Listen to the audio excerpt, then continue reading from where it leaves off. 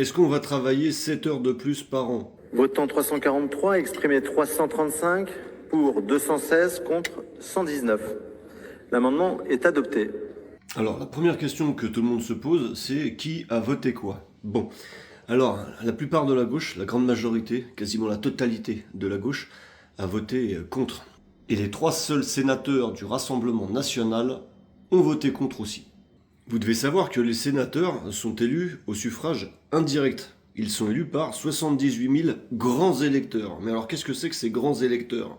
Eh bien ces grands électeurs, ce sont les sénateurs eux-mêmes, les députés et tout un tas de responsables territoriaux, départementaux, régionaux, municipaux. Est-ce qu'on va travailler 7 heures de plus par an? Avant de passer devant l'Assemblée nationale, le texte va passer en commission paritaire pour être discuté, négocié par les différents partis.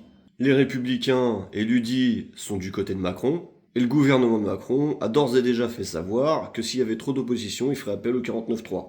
Cette mesure devrait rapporter 2,5 milliards d'euros en 2025. Je vous rappelle qu'il y a encore 3 semaines, on apprenait que les dépenses en fourniture de bureaux pour nos élites, c'était 180 milliards d'euros.